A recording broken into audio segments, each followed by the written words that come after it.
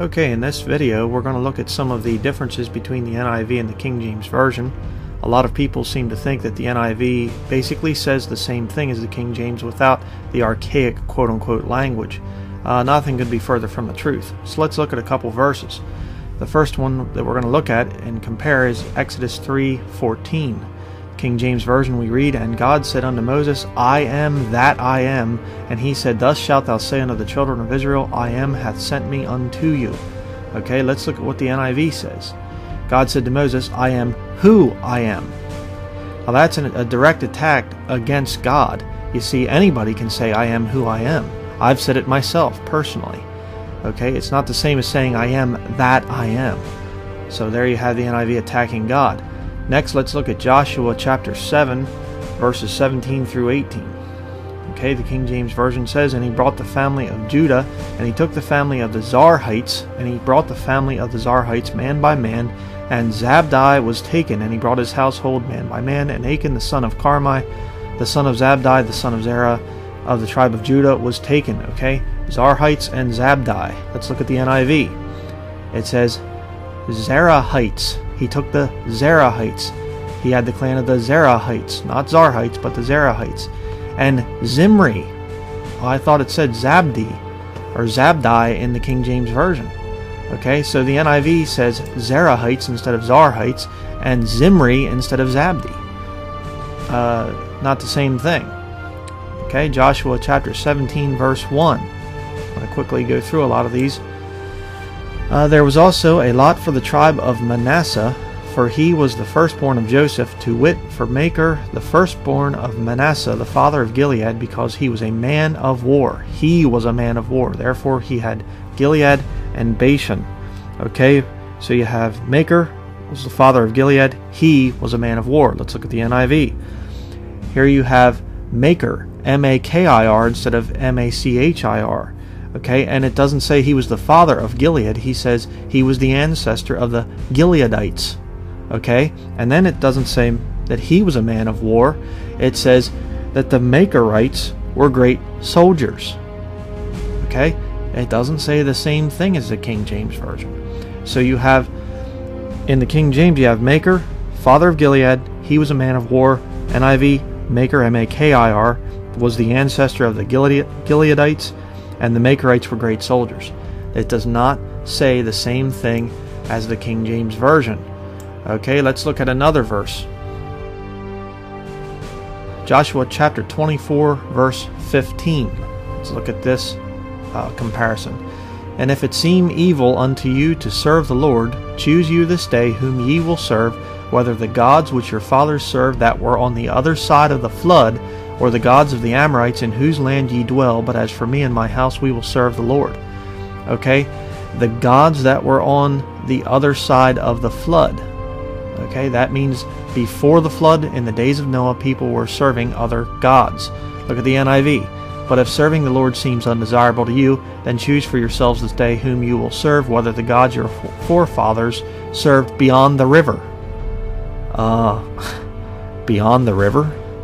What does that mean? Which river?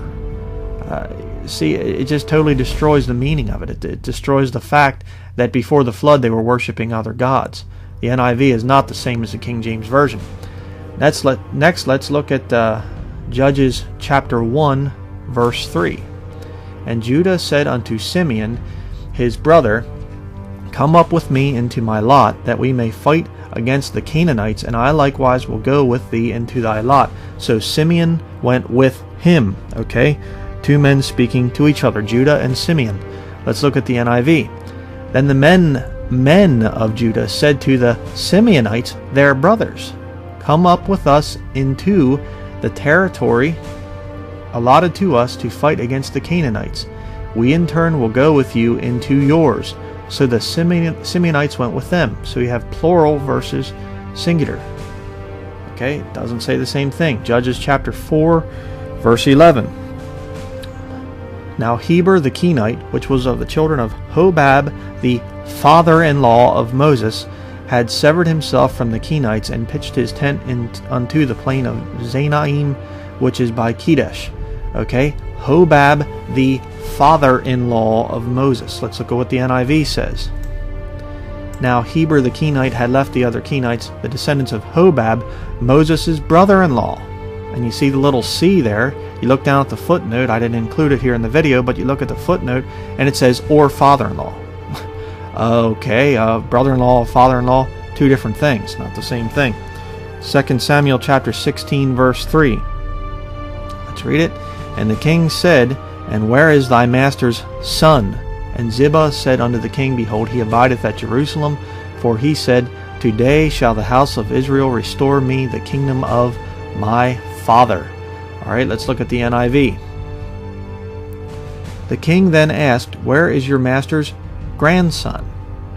Okay, so King James Version says, Thy master's son. NIV says, Your master's grandson. Now, father-in-law and brother-in-law aren't the same thing, and son and grandson aren't the same thing. Okay, Job chapter 6, verse 29. Let's look at this one. Return, I pray you, let it not be iniquity. Yea, return again, my righteousness is in it.